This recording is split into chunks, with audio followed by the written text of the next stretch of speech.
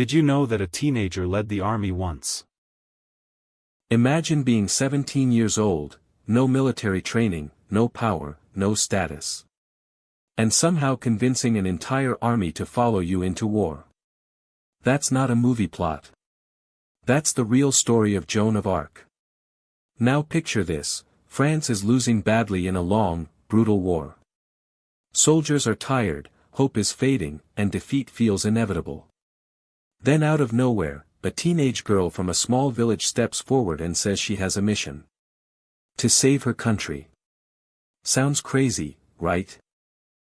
That's exactly what people thought. At first, no one took her seriously. I mean, why would they? She wasn't a noble. She wasn't a warrior. She was just a peasant girl claiming she was guided by divine voices.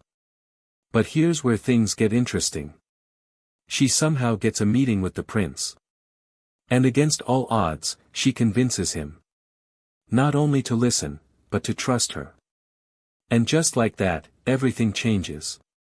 She's given armor. A horse. A banner. And suddenly, she's leading troops into battle. Now imagine being a hardened soldier, and your leader is a 17-year-old girl with zero combat experience. You'd doubt her too. But she didn't lead with fear.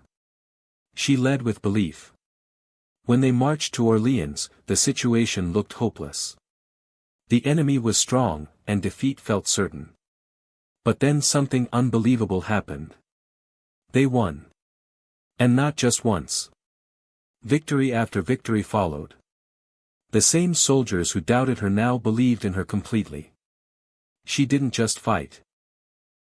She transformed the entire spirit of the army. Because of her, the tide of the war began to turn. A king was crowned. Hope was restored. But history rarely lets heroes walk away peacefully. She was eventually captured. And this is where the story takes a dark turn. She was put on trial. Accused of heresy. Called a fraud. Everything she stood for was questioned. And she stood there, alone. No army. No power. Just her voice. And she refused to take it back. At just 19 years old. She was sentenced to death. Burned alive.